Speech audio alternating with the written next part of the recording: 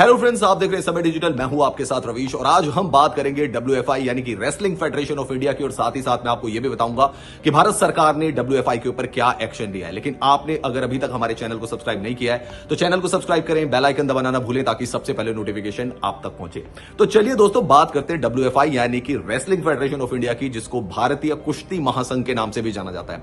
और जैसे कि आप जानते हैं कि हाल फिलहाल के कुछ दिन ऐसे रहे, कुछ महीने ऐसे रहे जब रेसलिंग फेडरेशन ऑफ इंडिया विवादों में घिरा रहा है। और कुछ ही दिनों पहले दोस्तों इसके चुनाव संपन्न कराए गए थे, जिसमें कि संजय सिंह जो थे वो इसके अध्यक्ष चुने गए थे। अब आप सोच रहे होंगे कि अगर संजय सिंह अध्यक्ष बन गए थे तो फिर क्या विवाद सामने आ गया।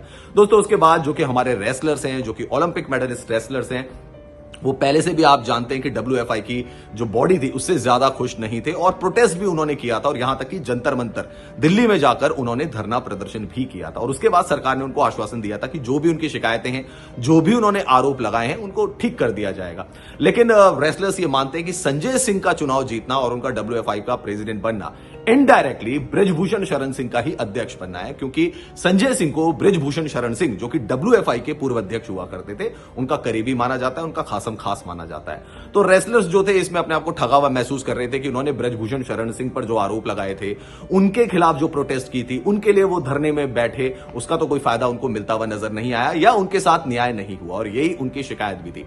इसी की वजह से जब चुनाव संपन्न हुए तो जो कि भारत की ओलंपिक मेडलिस्ट है साक्षी मलिक, जो कि रेसलर है, उन्होंने सीधे सीधे ऐलान कर दिया था कि वो अब कुश्ती से संन्यास ले रही हैं। इसके अलावा बजरंग पुनिया, एक और ओलंपिक मेडलिस्ट, उन्होंने कहा कि वो प्रधानमंत्री जो आवास है वहां जाकर अपना पद्मश्री जो है वो वापस करना चाहते हैं। और उन्होंने जाकर सड़क में फिर अपना पद्मश्री भी वापस कर दिया। तो दो बड़े ओलंपिक मेडलिस्ट जो हमारे रेसलर्स थे, दोनों ने प्रोटेस्ट की। एक ने कहा कि वो संन्यास लेती हैं, साक्षी मलिक की मैं बात कर रहा हूं, रोते हुए प्रेस कॉन्फ्रेंस से रोते हुए वो बाहर आई थी। और दूसरे बजरंग पुनिया, जिन्होंने कि अपना पद्मश्री वापस कर दिया। तो डेफिनेटली दोस्तों सरकार के ऊपर काफी ज्यादा दबाव पड़ गया था, क्योंकि पहले भी देखिए ब्रिजभूषण शरण सिंह जो कि डब्ल्यूएफआई के अध्यक्ष थे, उनके ऊपर यौन शोषण के आरोप लगाए गए थे। विनेश फोगट, साक्षी मलिक, तमाम जो रेसलर थे, बजरंग पुनिया, ये सारे एक मंच पर आए थे और धरना प्रदर्शन इन्होंने दिया था जंतर मंतर पर और आरोप लगाए थे। उसके बाद सरकार ने खुद खेल मंत्री अनुराग ठाकुर भी इनसे मिले थे और सरकार ने आश्वासन दिया था कि एक्शन लिया जाएगा, जो भी इनकी शिकायतें उन पर गौर फरमाया जाएगा। और उसके अलावा जो कि इंडियन ओलंपिक एसोसिएशन है, वहां से भी अगर बात की जाए तो वहां से भी कमेटी बनाई गई थी।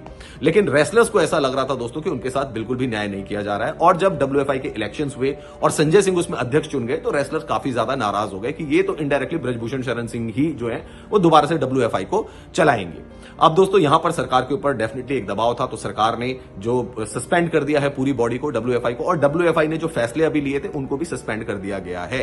अब यहां पर बड़ा सवाल यह हो जाता है कि डब्ल्यूएफआई जो है वो, अगर हम बात करें, इंटरनेशनली रिकमेंडेड संस्था है और उसमें कभी भी गवर्नमेंट इंटरफेरेंस बर्दाश्त नहीं किया जाता। ये ओलंपिक चार्टर में लिखा हुआ है। तो क्या फिर डब्ल्यूएफआई के ऊपर बैन लगा दिया जाएगा? इंटरनेशनल रेसलिंग फेडरेशन की तरफ से क्या बैन लगा दिया जाएगा डब्ल्यूएफआई के ऊपर? यह भी एक बड़ा सवाल रहेगा, क्योंकि यहां पे गवर्नमेंट इंटरफेरेंस की है और ओलंपिक चार्टर के अकॉर्डिंग, मैं फिर से आपको बता रहा हूं, गवर्नमेंट की इंटरफेरेंस बर्दाश्त नहीं की जाती है। और ऐसा हमने पहले भी देखा है कि बॉक्सिंग के साथ भी ऐसा ही हुआ था कि वहां पर भी बैन लगा दिया गया। तो डिफरेंट टाइम पर ऐसा होता आया है। तो यह भी एक बड़ा सवाल है। और अब आगे क्या? अब अगर ये आपने बर्खास्त कर दिया है, इनको सस्पेंड कर दिया इस डब्ल्यूएफआई की जो बॉडी जो कि निर्वाचित हुई थी, तो फिर आगे सरकार क्या कदम लेगी? दोस्तों आपका इस पूरे विवाद पर क्या कुछ कहना है? प्लीज कमेंट सेक्शन पर जाकर कमेंट जरूर करें और एक बार और समय डिजिटल को जो है सब्सक्राइब करना ना भूलें।